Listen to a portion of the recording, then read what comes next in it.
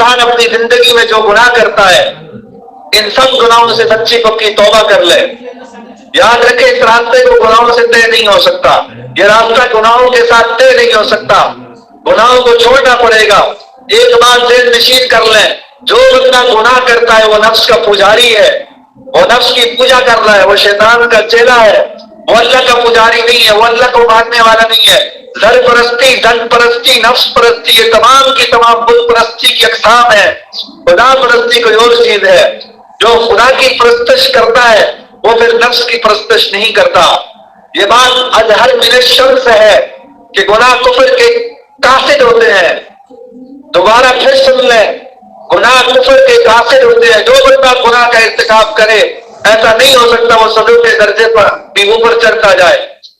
آپ صبر کر رہے ہیں، آپ آگے ٹی جنکشن آپ کے سامنے آ جاتا ہے، دائیں مڑ سکتے ہیں، بائیں مڑ سکتے ہیں، تو آپ کو دو میں سے ایک راستہ اختیار کرنا پڑے گا.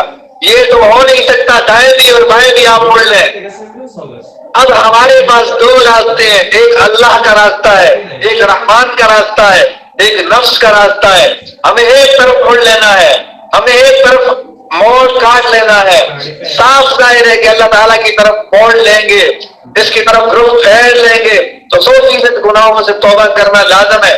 اس کا مطلب یہ نہیں ہے کہ پھر کبھی گناہ کا صدور ہی نہیں ہو سکتا. انسان سے زندگی میں گناہ کا احتمال ہے، مگر نیت تو بندے کی ہو کہ مجھے گناہ نہیں کرنا. جب انسان یہ عہد کر لیتا ہے پھر اللہ رب العزت راستے آسان کر دیتے ہیں. آپ یوں سمجھے کہ ہم ایک گھر میں داخل ہونا چاہتے ہیں اور گھر کے دروازے پر آگے بندے کھڑے ہیں، وہ پوچھتے ہیں تم ہمارے دوست ہو یا دشمن؟ ہم دوستوں کو اندر جانے دیں گے، دشمنوں کو باہر رکھیں گے. ہم کہتے ہیں ہم دوست ہیں، وہ کہتے ہیں اچھا جو ہماری سب باتیں ہیں کیا تم ان کو مانتے ہو، ان کی مخالفت کرتے ہو یا ان کی مخالفت کرتے ہو؟ ہم کہتے ہیں جی ہم تو باہر ان کی مخالفت کرتے ہیں.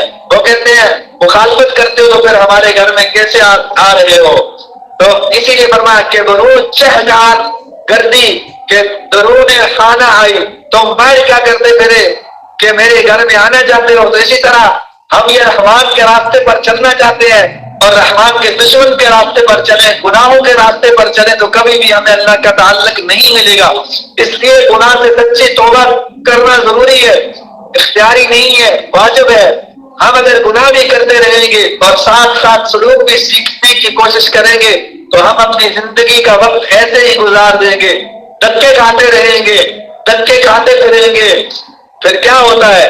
کہتے ہیں جی ہمیں تو ملا ہی کچھ نہیں، لیکن اس کی وجہ کیا ہے؟ اس کی وجہ کیا ہے؟ گناہ تو چھوڑے نہیں، اللہ کی نافرمانی تو چھوڑے نہیں، شیخ کی منشا کے مطابق چلے نہیں. شیخ منع کرتے ہیں یہ کام نہ کرو پھر وہی کام، تو اس طرح کام نہیں چلتا.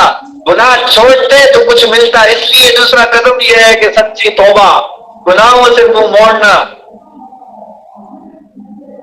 اب کئی لوگ ایسے ہوتے بغیر ارادے کے گناہ کرتے ہیں، کوئی ارادہ نہیں ہوتا گناہ کرتے ہوتے. اس گناہ کا بہت نقصان ہے. انسان کے جسم میں مختلف اعضاء اللہ رب العزت نے رکھے ہیں اور یہ اعضاء گناہ کرتے ہیں. مثلا آج کے زمانے میں آنکھ سے بہت گناہ ہوتے ہیں. اب آنکھ سے ایک گناہ تو یہ ہوتا ہے کہ غیر محرم عورتوں کو دیکھتے ہیں، غیر محرم عورتوں کو دیکھتے چلے جاتے ہیں.